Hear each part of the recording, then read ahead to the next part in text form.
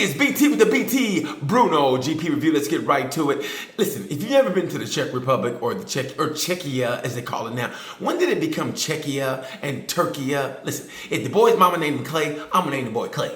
And it's the Czech Republic. Anyway, if you've never been to Brno, you gotta go.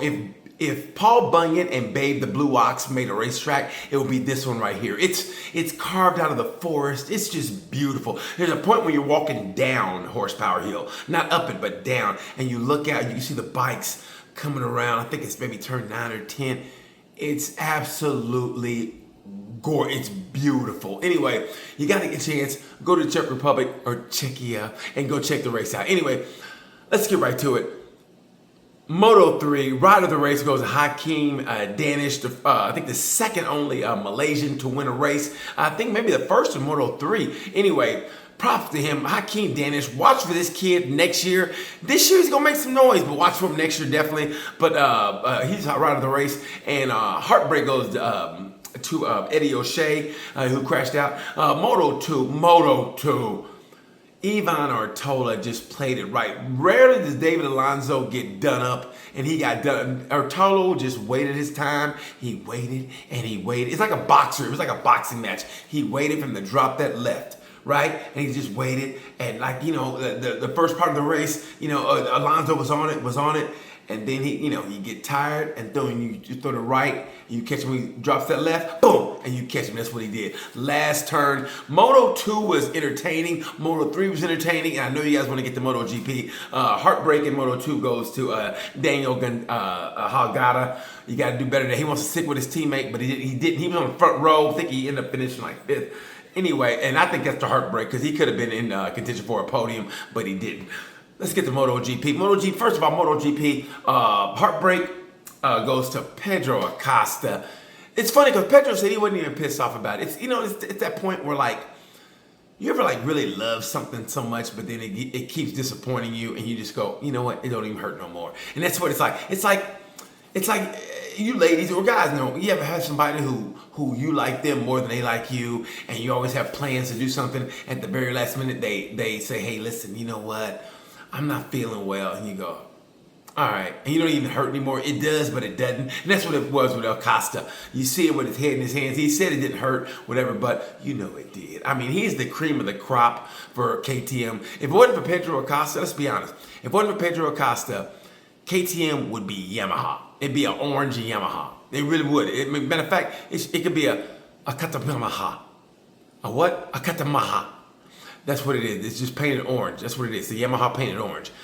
And I don't mean that disrespect to the riders. It's just what it is. We all know what it is with KTM and Yamaha. But the heartbreak goes to Pedro Acosta again. Rider of the race, surprisingly, goes to Johan Mir. Johan Mir came from 11th to finish 5th. Granted, Pedro Acosta went out, but hey, to win it, you got to stay in it. And that's what Mir did. He stayed in it. And he showed, and that's where, like, I don't know if you remember, I think it was 4 or 5 years ago, he joined the Czechia space program. Remember testing, and his bike went in the air with the greatest of ease, and he didn't. And he was in the hospital for a while at that crash. So Johan Mir has a talent, and he came back and redeemed himself at the Czech Republic, at Czechia in Brno. So let's get to the talking point. You all know what it is. It's Bezzecchi. Listen, I'm gonna say this right now. We all know. Listen. We've all had bad days. Okay. I've never been. I put it this way.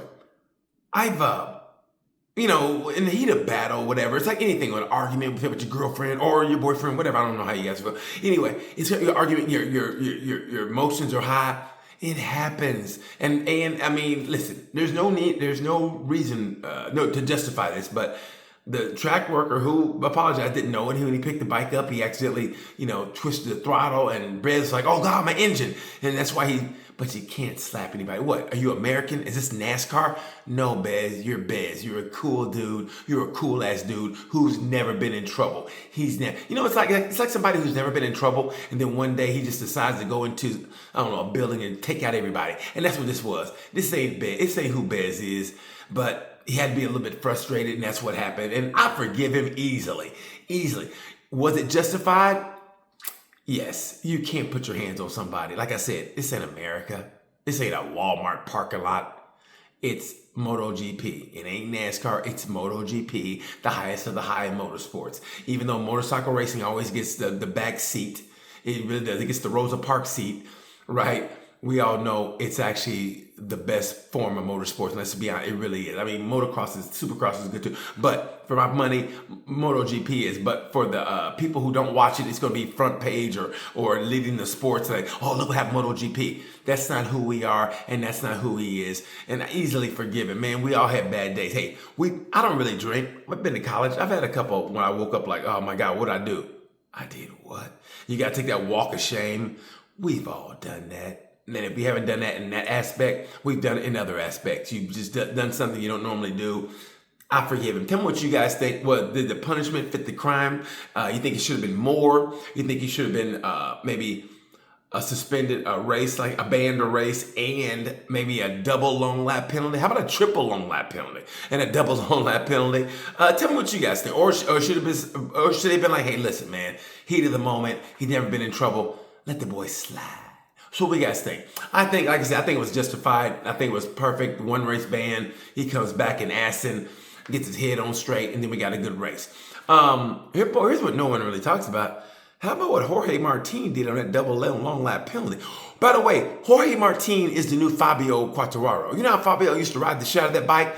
And I guess he goes, you know what? I'm sick of riding the shit out of this bike because this bike ain't riding the shit out of me. So I'm done. And it's basically the truth. He's going to go to Honda next year. We all know this announcement should be this week.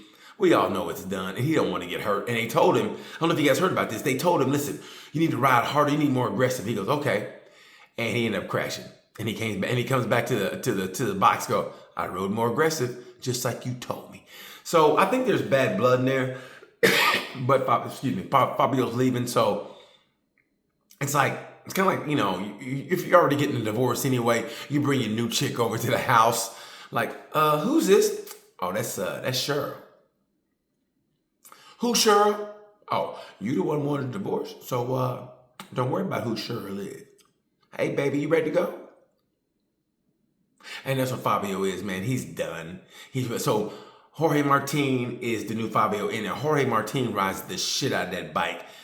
But he shouldn't have to because that bike is so good. How he gets himself in the situations that he does is beyond me. And I remember when I said Aprilia might implode from the inside. Listen to Jorge Martin's Gypsy Tales podcast episode. It was really good. I like Jorge Martin. I don't really think they're going to implode from the inside. I just think that they need to get some things settled out. He said the bike is having some problems or whatever. And I'm telling you, I don't think he should say that. I really think he should. With Ducati coming up like they are, and they're catching them, they're now only 40 points back. I kind of think if I was the head, the team principal, I would be like, hey, listen, guys, you need to shut the fuck up. It's what you need to do. Because you're going to give them food for thought. You're going to give them food for thought. Like, oh, they're pretty garage. Oh, should they get along? We can beat these guys. Just be calm. Go about your business. Assen is a new track. I mean, basically, it's going to be a new week. You know, take a breath, go in and give them hell this week here in Assen. I think it's going to be very interesting in Assen to see what happens in the first couple laps or just when the bikes get off the truck. Because Aprilia is not going to be like, hey, listen, we're still the big dogs. So come catch us, Ducati. And Ducati, now they're feeling themselves. Marquez got that cock walk to him. He admits like, yeah, championship. That's what I'm thinking now. He's not 100%.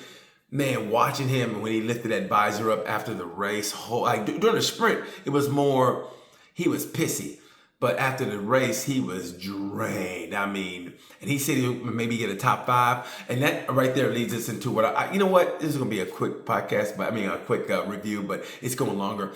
But if you got to understand, Marquez's mentality in this race was, I just remember Jack Appleyard after the race. He was behind me and he goes, he was like, Marquez, man, that might have been the best race he's ever raced. I mean, it was beautiful. The way he let Pecco get about a second, ahead of him, but he had to hold off Agura at the same time because he knows Agura's pace.